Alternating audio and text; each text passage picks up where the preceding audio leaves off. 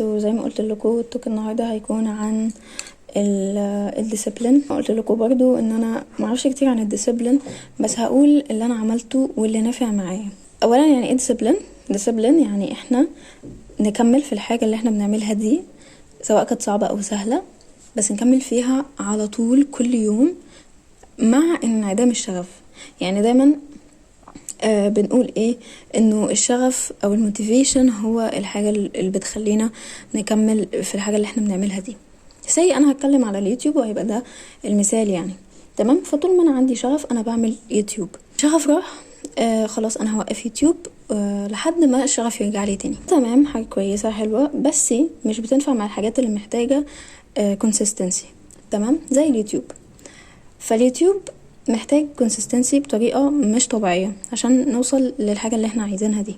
فانا ماشية بمبدأ الديسيبلين ده مع اليوتيوب بالذات. مثلا تعبانة مش قادرة اصور، مش قادرة امنتج، مش قادرة اعمل حاجة، ما عنديش شغف اصلا افتح الكاميرا او امسك الموبايل، ومع ذلك انا هعمل كده. برغم ان انا ما عنديش شغف انا هعمل كده، علشان الشغف مش هو اللي هيمشيني. اللي هيمشيني ان انا افضل منتظمة عامة. الديسيبلين ده يعني حاجة بصراحة بتبقى صعبة، وجربتها كتير بالذات في التمرينات. كنت جات عليا فترة كنت بعمل تمرينات اول ما اصحى من النوم، كانت بتبقى 10 دقايق كده بحاجة بسيطة يعني.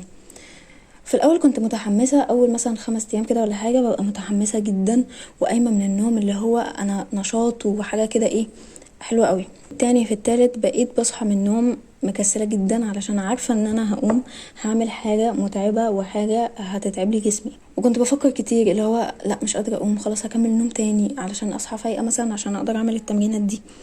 وكنت بقعد ادي اعذار كده، بس في الاخر كنت برضو بقوم غصب عني اعمل التمرينات دي اول ما اصحى من النوم. مكنتش بكمل نوم خالص يعني. اهم حاجة في الديسيبلين، وزي ما بقولكوا جربتها في التمرينات، ان انتوا ما تفكروش كتير اللي هو انا هقوم هعمل تمرينات، طب بعد ما اعمل التمرينات لا، ما تفكروش، خدوا القرار على طول، ما تفكروش يعني قوموا على طول.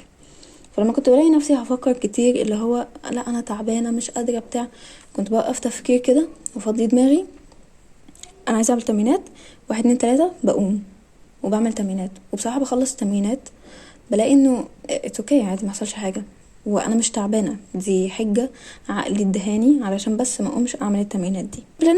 هي حاجه قويه جدا، محتاجه ان احنا بس يعني يبقى عندنا عزيمه، ونبقى قادرين نتحكم في نفسنا وفي الحاجات اللي احنا عايزين نعملها والحاجات اللي احنا مش عايزين نعملها.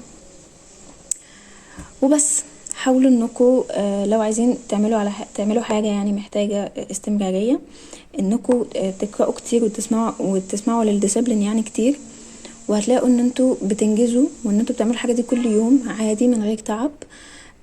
وتغلبتوا على الافكار الداخليه بقى اللي بتقعد تقول لكم لا ما تعملوش وبتاع وكده. وبس ده التوك بتاع النهارده. عندي امتحان بكره، ادعوا لي كتير وبس.